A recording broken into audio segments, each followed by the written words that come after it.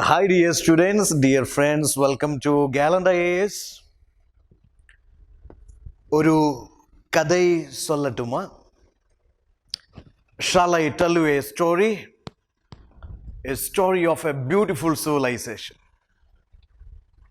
Third millennium BC civilization. Yes. Once upon a time, many years back to the past, there existed a civilization which was a river valley civilization and one of the most advanced, urbanized, one of the oldest civilization of the world. That was Harappan civilization or Indus Valley civilization. Harappan civilization or Indus Valley civilization. I will share you some concepts regarding that civilization. It was a Bronze Age civilization. It was a Bronze Age civilization. It was a river valley civilization. It was an urban civilization. Most of the cities and towns of this civilization situated on the banks of rivers, Indus River and tributaries. Indus and on bank of its tributaries plus Saraswati River. On the bank of the rivers, the cities and towns of this civilization situated. This urban culture had a good urban population, and this urbanization had good facilities also. They had a well sophisticated town planning, very good town planning, where they followed a grid pattern. Grid pattern means the entire city will look like a chessboard. The entire city is divided into many rectangular blocks. Roads and streets are cutting at right angles, dividing the city into many rectangular blocks. No, today we have lots of traffic jam congestions, lots of issues we have, but no such things are there. Okay, streets and roads are cutting at right angles, dividing city into many rectangular blocks, and the entire city divided into many self-sufficient blocks. Self-sufficient blocks. They followed grid system. City will look like a chessboard. There is proper division of the city, and there they used burned bricks for construction. They had this drainage. They are given utmost importance to this health, hygiene, sanitation. Street drains are connected with house drains, and waste finally emptied to rivers. Then again they built houses, and doors and windows. Doors and windows never opened into streets. Doors and windows always opened into the central courtyard. So they were conscious about air pollution, water pollution, dust pollution, etc. So doors, windows never opened into streets. They had huge buildings like granaries, great bath, public building, assembly hall, etc. City was divided into citadel and lower town. There is fortification of the city. Again, the city had a federal system of government. Federal system of government. Okay, every cities had their own governments, federal governments. There was division of power, distribution of power. Mostly merchant classes were rulers. Merchant classes were, they were the executives in the government, or maybe merchant come priestly classes were rulers of the cities. And obviously they had a very good society which enjoyed a social equality or maybe gender equality. Then they had advanced science and technology. They used loaves to wax technique for this sculpture making. They used uniform standard weights and measures. Okay, and they had this what is called a well-developed trade system. They had a religion. The religion was like this. They worshipped both male and female gods. They worshipped male, female gods. They had this bull worship, tree worship, animal worships, etc. They had a good international trade system.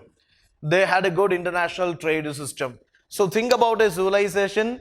It had all the facilities. Yeah, it is third millennium BC civilization. Well, according to recent excavations, it had this well advanced dairy farming, dairy production, and obviously well connected internal external trade system. Practiced overseas trade. It had port cities like Lothal. Again, you see its engineering skill was much advanced. When Great Bath was discovered, It was discovered in the 20th century only. When Great Bath was discovered, not even a single crack or leak on the floor of this Great Bath. That was the advancement in their engineering skill.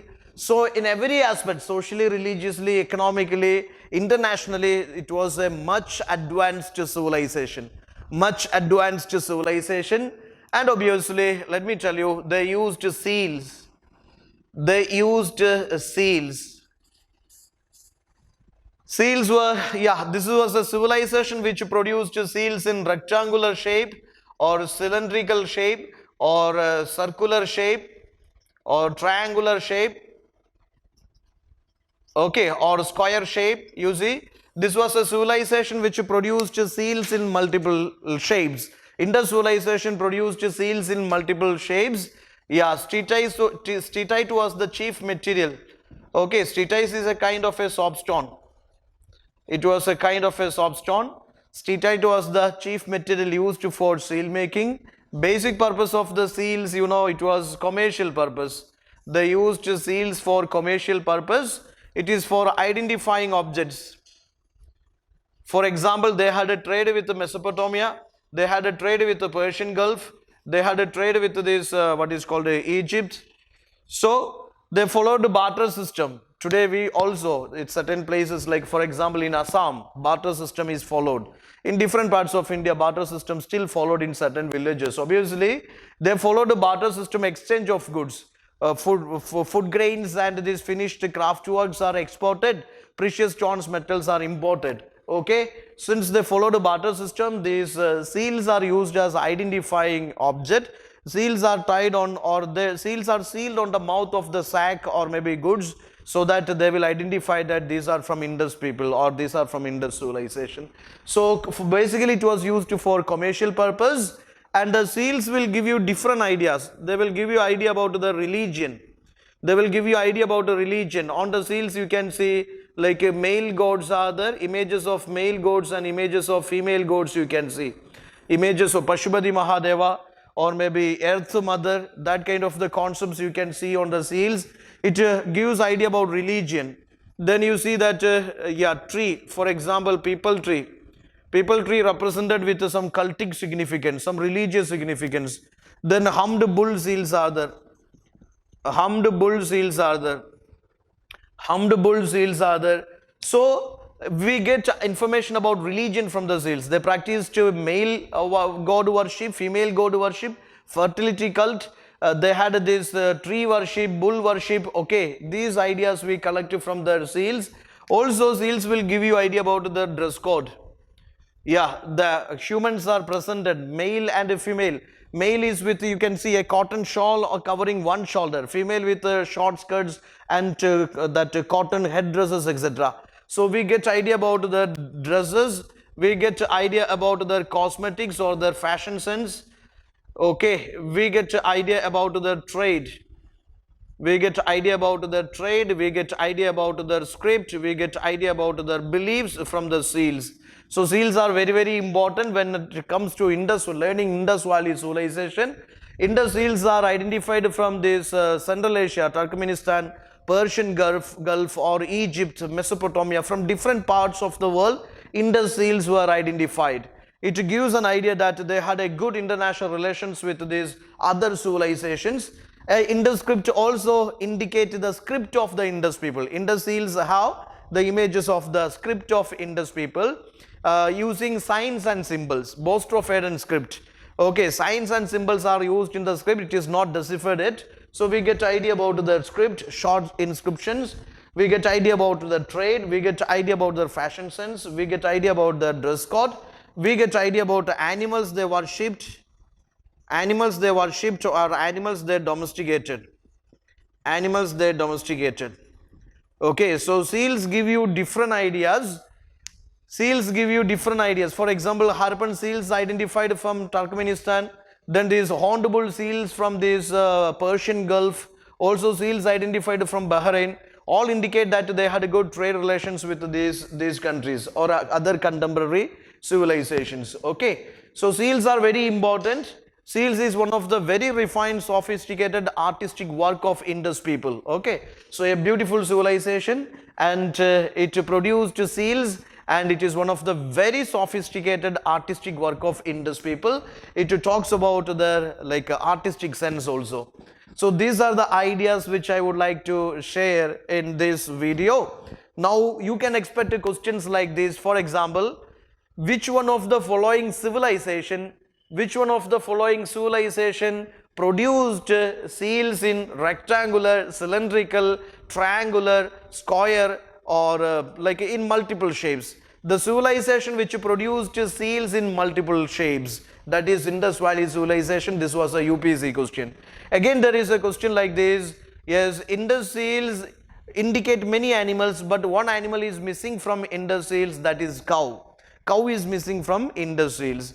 Or UPSC can ask a question like this: which one of the following is a feature of Indus seals? They produced seals of silver, copper, bronze, iron, etc. But you take care that that statement is wrong, because Indus seals never produced iron seals. They produced chief material used is teetite, it's a soapstone. Also they produced seals of copper and silver, etc. But not iron, because iron made appearance in the Gangetic basins, that is in 1000 BC. This is a Bronze Age civilization. Indus civilization was a Bronze Age civilization. Okay, similar way they can ask lots of questions. The most sophisticated artistic work of Indus people is seals. Okay, and the seals which indicate, or maybe the artistic or the work of Indus people which give idea about their international trade relations, that is also seal. Lots of Indus seals identified from Mesopotamian ports, Egyptian ports, or this Persian Gulf. Many of the Mesopotamian seals identified from Lothal also. Lothal was a port city of Indus civilization. So this is the way they can frame you questions, ask you questions. So a story of beautiful civilization, Indus civilization. Study well. This is an important module for your civil service exam, prelims and mains. Okay, like prelims they asked questions, mains also they asked a question about this civilization, about the urbanization, about this continuity. Many of its features are continued to modern day. We have male god worship, female god worship, we have fire altar, we have tree worship, we have bull worship, we have fertility cult worship. Okay, also we have that multi crops cultivation. Further we have this what is called Swachh Bharat Abhiyan. They had these attached houses, attached with the bathrooms and these wells, etc. They followed smart city schemes. We follow smart city scheme. They had special economic zones. We also have special economic zones. But our urbanization, how to learn a lot from this Indus urbanization. Okay, many questions you can expect here. That's it for today. So revise well. Watch other sessions also. Kadhai Sollattuma series also. It will be beneficial for you. That's it. Thank you. If you have any feedback, please leave in the comment box. That's it. Please do subscribe our channel, and just prepare very well for your upcoming examination. That's it. Thank you.